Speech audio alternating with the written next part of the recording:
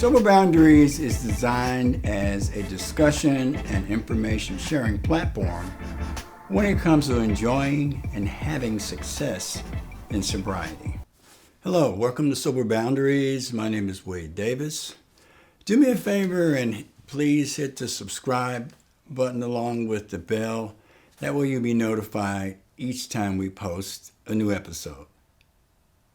Thank you very much. Okay. Are you thinking of helping a friend, acquaintance, or family member that is currently locked in the prison of substance abuse? And you just can't understand how and why this has happened. You've known them for a long time, and what's going on with this? So, the most difficult part of the battle waged against substance abuse is, of course, making the transformation from addict, alcoholic to clean and sober citizen. The desire to transform or simply change the way we live involves looking at and asking ourselves questions. I remember 4 or 5 years into my journey through homeless substance abuse, I started asking myself 2 main questions. Okay? Number 1, how did I get myself into this seamless, seemingly hopeless situation? And number 2, why did I stay? Well, my personal how started around age 15 with alcohol. And as I got older, my personality unfortunately was formed around drinking and the enjoyment of the alcohol environment. Alcohol became one of the pillars of my lifestyle. I was in the military, and back then, those who could control their alcohol were considered real men.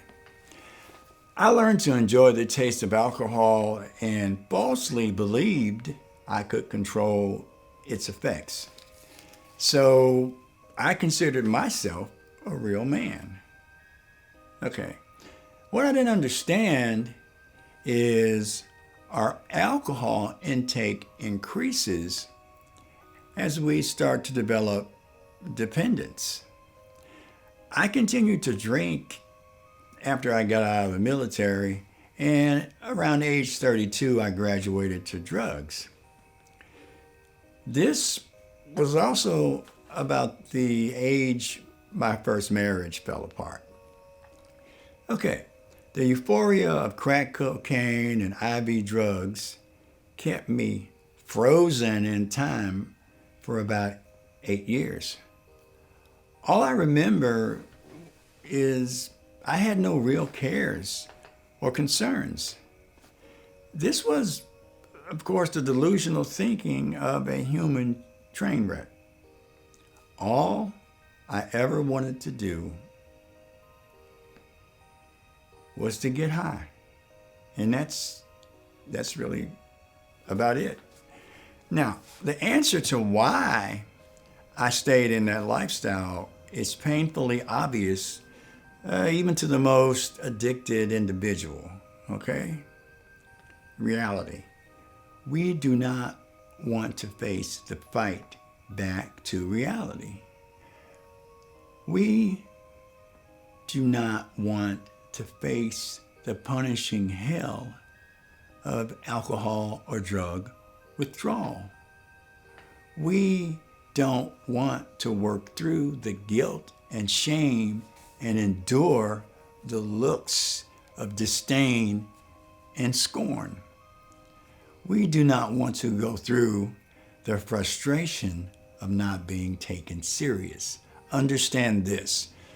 No one realizes this is in their future when they start abusing drugs. It doesn't matter where the truth comes from. It could come from the radio, television, the internet, billboards, listening to others' personal experiences. We simply believe that this would not happen to us. And we were simply wrong. Now, before you start judging, you need to ask yourself this question. Do you know anyone that woke up one morning and looked up into the sky and said, you know what? I think I'm going to become an alcoholic and drug addict this month. Yeah, I think I'm going to do that. Do you know anyone like that? I don't. Okay. And now, for the frustrated friend or family member, I would like to share a few examples of how and why some people start and continue abusing alcohol and drugs. Now, just remember, each story is different, but I just wanted to give you an overview of what to look for and expect. And these are just, there's a lot, but these are just a few examples, okay? Number one, think about it. Alcohol and drugs can be found everywhere, especially alcohol. This makes it extremely easy to start using. And many of our friends and family members drink socially, making it difficult for the early alcoholic to control him or herself. And this is why you see the isolation.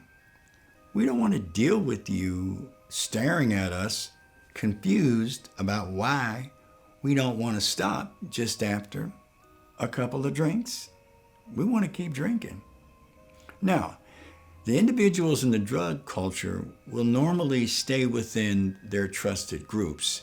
They seldom socialize with people that don't use the same thing that they use. They don't trust them.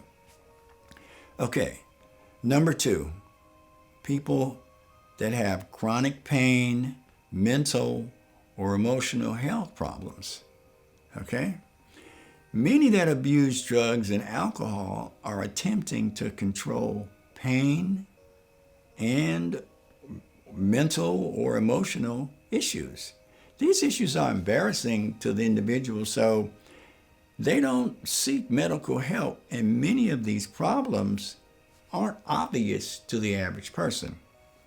So when they're using alcohol and or drugs, they believed that they are doing better. And this is because the drugs and alcohol can dull the pain and sometimes mask the symptoms of anxiety, depression, schizophrenia, and other mental and emotional problems.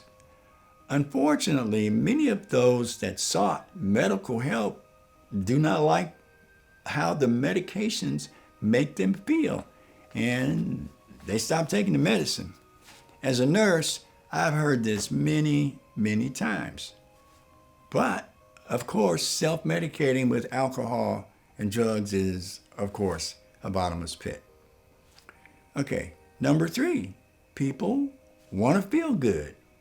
The euphoria and or the buzz of drugs and alcohol combined with the reckless denial keeps many on the substance abuse merry-go-round.